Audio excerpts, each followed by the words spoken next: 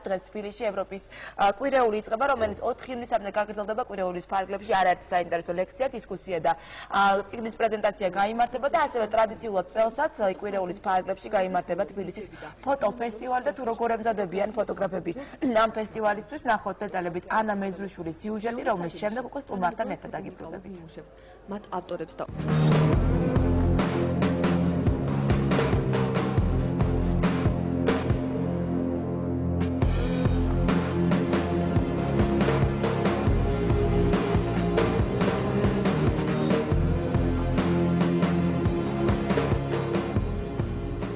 ეს ფოტოები ომზე და იმ სხორყლზეა, რომელიც მას მოყვა. ეს ფოტოები იმ ფოტოჟურნალისტებზეც არის, რომლებსაც სულ ციბნელეში შუქი შეიტანა. სწორედ ასეთია მისი ავტორიც, თანამედროვე ფოტოჟურნალისტიკის ცოცხალი ლეგენდა სტენლი გრინი. ჩაჩნეთის ომის ამსახველის შემზარავი, გულწრფელი და სევდიანი კადრები ფოტოგრაფმა 1994-2003 წლებში გადაიღო. გროზნოდან სულ რაღაც 200 კილომეტრში ქედის მეორე მხარეს ჩეჩნეთის ფოტოები პირველად კავკასიაში თბილისის ფოტოფესტივალზე გამოიფინება. ამ კაცმა ეს ჩეჩნეთის ომი გადაიღო, მე მგონი ყველაზე მძაფრად. და ძალიან მნიშვნელოვანია რომ გამოფენაზე ეს გამოფენა, ვისაც ფოტოგრაფია უყვარს, ნახოს, იმიტომ რომ ეს გამოფენა შეიძლება 1-3-4 წელიწადი აღარსად აღარ გამოიფინოს ამ ჩვენი ფესტივალის მერე. ფოტოგრაფია შეუძლია სინამდვილეში ძალიან ბევრი და პირველ რიგში ის რომ ძალიან ბევრს აჩვენებს, ამბობს, ძალიან დიდი ინფორმაცია მიაქვს პუბლიკისადმი და ძალიან ბევრ რაღაცაზე აფიქრებს. ადამიანს, რომელსაც შეუძლია ფოტოგრაფიის კითხვა და რომელიც იცის რა როგორ უნდა ამოიკითხოს ფოტოგრაფიიდან ის ყველაზე მნიშვნელოვანია.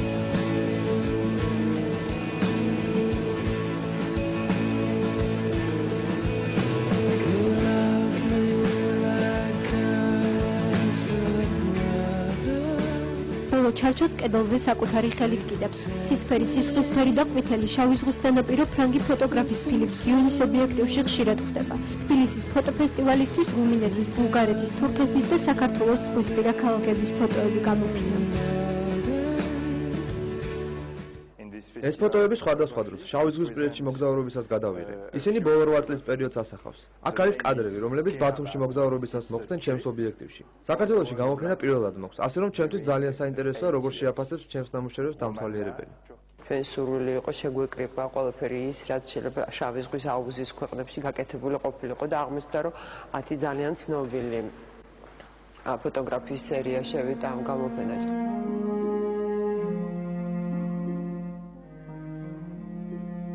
სირია ეს წლევანდელი ფოტოფესტივალის ერთ-ერთი ყველაზე მნიშვნელოვანი გამოფენაა.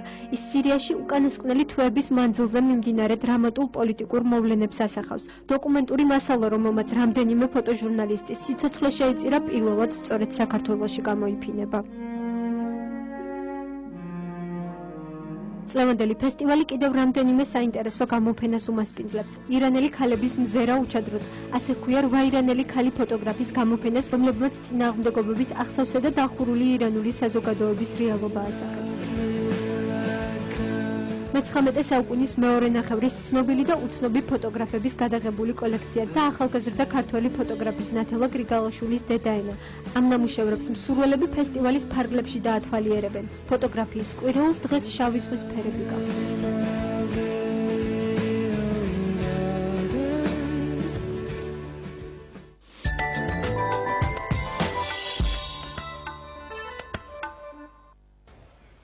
და როგორც გითხარით, დღეს ჩვენ ამ თემაზე უფრო დაწვრილებით ვისაუბრებთ. დღეს ჩვენი სტუმარი გახლავთ ევროპის სახლის აღმასრულებელი დირექტორი მაია ნიკოლაიშვილი. დილამშვიდობის მაია, ძალიან დიდი მადლობა სტუდიაში მოგზაურობისთვის. მაყურებელს კიდევ ერთხელ ვეთქვი, რომ დღეს 29 მაისს თბილისში იწყება ევროპის კვირეული, რომელიც 4 ივნისამდე გაგრძელდება და ძალიან ბევრი საინტერესო დისკუსია, ლექცია, გამოფენა თუ წიგნის პრეზენტაცია იგეგმება ამ კვირეულის ფარგლებში. მაია, ევროპის კვირეული უკვე მესამედ ტარდება თბილისში. რით იქნება წლევანდელი წელი გამორჩეული და რა სიახლეებია? მართალი ბრძანდებით, მესამედ ტარდება ევროპის კვირეული. ჩვენ დავიწყეთ ძალიან მცირე მასშტაბით 2010 წელს. ფოტოფესტივალი იყო იმავე მასშტაბით მაშინაც წარმოადგენილი, მაგრამ მეორე მიმართულება, რომელიც მოიცავს დისკუსიებს, ლექციებს, წიგნების პრეზენტაციებს, იყო მხოლოდ 3 დღეზე გადანაწილებული. შარშანეს იყო 5 დღე, წელს ეს არის უკვე 7 დღე. სულ მთლიანობაში დაგეგმილია 12 დისკუსია სხვადასხვა თემაზე. განსხვავებას რაც შეეხება წინა წლებთან შედარებით, წელს ჩვენ გადავწყვეტეთ, რომ გაგვეკეთებინა ესეთი კოლგა, ასე ვთქვათ, გამაერთიანებელი თემა სოციალური ტრანსფორმაცია და აი ამ თემის ქვეშ არის უკვე დისკუსიების თემები. ისწორედ ამასთან დაკავშირებით მინდა რომ მეკითხა, ეს საერთო თემა იქნება და საერთო ერთი მონახაზია მთელი კვირეულის და 12 თემა და სხვადასხვა საკითხი იქნება განხილული. იქნებ უფრო გითხრათ კონკრეტულად რა იქნება დისკუსიებზე და ლექციებზე წარმოდგენილი და რა საკითხები იქნება ყველაზე აქტუალური. კი ბატონო, თემების სპექტრი საკმაოდ დიდია, მიუხედავად იმისა, რომ არსებობს ეს გამაერთიანებელი თემა მთლიანობაში, მაგრამ დაწყებული, ვთქვათ, ევროკავშირის სამეზობლო პოლიტიკის განხილვით, რა ცვლილებებია დღეს იქ, დამთავრებული სირიაში მომხდარი მოვლენებით და მიმდინარე მოვლენებით, ჩვენ გვყავს სტუმრები სირიიდან, რომლებიც თვითონ მოგვიყვებიან რა საკუთარი გამოცდილების შესახებ. არის ერთ-ერთი დისკუსია მაგალითად რუსეთში მომხდარ მოვლენებზე, საპროტესტო ტალღაზე, რომელიც მოგეხსენებათ გაზაფხულზე. როგორც ვიცი, ამ დისკუსიაზე, ანუ სპეციალ დისკუსიაში მონაწილეობის მისაღებად ჩამოდის პოლიტოლოგი ანდრეი პიანტკოვსკი. დიახ, მართალი ბრძანდებით. თქვენ კიდევ ელით ვიღაცა ხოლმე ამ დისკუსიაზე ჩამოვლენ სტუმრები თუ სხვა 12-ვე დისკუსიაზე და ლექციაზე ჩამოვლენ სხვადასხვა სტუმრები, რომლებიც განიხილავენ ამ ყველაფერს. ცით როგორ არის გადანაწილებულია დაახლოებით 13 ქვეყნიდან ველოდებით 60-მდე სტუმარს და გადანაწილებულები არიან, რა თქმა უნდა, ყველა არ იღებს მონაწილეობას ყველა დისკუსიაში. ყველა დისკუსიას ყავს თავისი თემატური სტუმარი. ახსენეთ ანდრეი პიანტკოვსკი, რომელიც რუსეთზე დისკუსიაში მიიღებს მონაწილეობას. კიდევ ველოდებით დადასტურებებს, აი ბოლო წუთამდე ირა პანამარევზეა ალბათ საუბარი. ირა პანამარევზეა საუბარი, უბრალოდ ბოლომდე დადასტურებული საკუთრებად არ არის, მაგისი გრაფიკი რეისების. ძალიან მნიშვნელოვანი იქნებოდა მისი ჩართვა ამ დისკუსიაში, ალბათ. ძალიან მნიშვნელოვანი იქნებოდა და ძალიან გვინდა რომ მონაწილე. ყველანაირად ვცდილობთ რომ ჩამოვიყვანოთ. ძალიან საინტერესოა მთავარი მიზანი და იდეა რა არის ამ კვირეულის. ჩვენ ვსაუბრობთ რა თქმა უნდა კონკრეტულ თემებზე, იგივე სირიაში მიმდინარე მოვლენებზე, იგივე რუსეთის აქციებზე, მაგრამ საერთო ჯამში ხო, თუნდაც გასულ წლებში ჩატარებული ორი კვირეულის თქვენი მთავარი მიზანი რა არის? დავახლოვდეთ უფრო ევროპას, გავიგოთ უფრო მეტი ევროპის შესახებ თუ რა? ბატონო, საერთოდ ევროპის სახლის მთავარი მისია არის ევროპული ღირებულებების პოპულარიზაცია კი არა და გაზიარება, სადაც არ დავარქმევდი. უფრო მეტად გაცნობა ალბათ და ჩახედვა. ჩვენი საქართველო ევროპა, უბრალოდ საბჭოთა კავშირის პერიოდის გამო მოხდა იზოლირება ქვეყნის იმ ღირებულებებისგან, რომელიც მას ჰქონდა პრინციპში თავიდან რო ჩახედოთ კონსტიტუციაში 1918 წლის, რომელიც ჰქონდა სავსებით ისეთი თანამედროვე გამოდის. იმ მხრივ რომ თანასწორი უფლებები არის ნახსენები ადამიანის უფლებები და ასე შემდეგ. ევროპის კვირეულის მიზანი არის ემსახურება სწორედ აი ამ ურთიერთობების გაღრმავებას.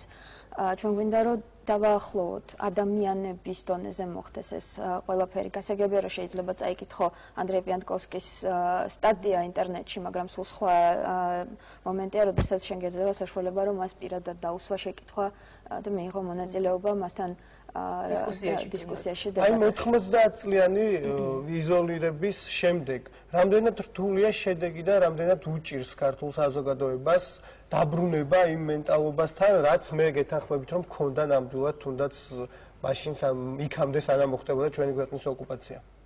ცოტა მე ვფიქრობ რომ ძალიან არ უჭერს, იმიტომ რომ აბსოლუტურად გაცილებით უფრო ევროპული ქვეყანა ვიდრე აზიური ნებისმიერ სტუმარს რომ მკითხოთ, ხო, როდესაც ურთიერთობს ქართველებთან, როდესაც ეთნობა ქალაქის ცხოვრება საერთოდ, ხო, თბილისში ჩამოდის და როგორი ქალაქია, ვეკითხებით ძალიან ხშირად, იმიტომ რომ ხშირად ყავს სტუმრები.